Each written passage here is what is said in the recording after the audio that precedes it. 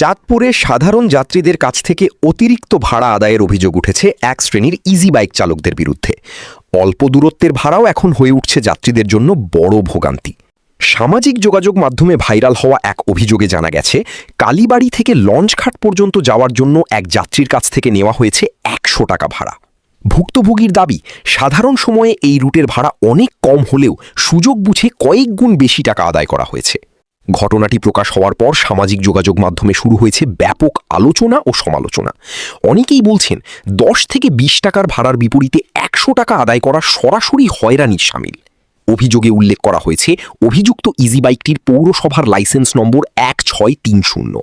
বিষয়টি নিয়ে এখন প্রশাসনের হস্তক্ষেপ দাবি করছেন স্থানীয়রা। সাধারণ মানুষের প্রশ্ন, প্রকাশ্যে এইভাবে অতিরিক্ত ভাড়া আদায়কারীদের বিরুদ্ধে কি কোনো কার্যকর ব্যবস্থা নেওয়া হবে, নাকি যাত্রীদের ভোগান্তি চলতেই থাকবে? চাঁদপুর পৌরসভা ও স্থানীয় প্রশাসনের দ্রুত পদক্ষেপ কামনা করেছেন ভুক্তভোগী যাত্রী ও সচেতন নাগরিকরা, যেন সাধারণ মানুষ নিরাপদে ও ন্যায্য ভাড়ায় চলাচল করতে পারেন।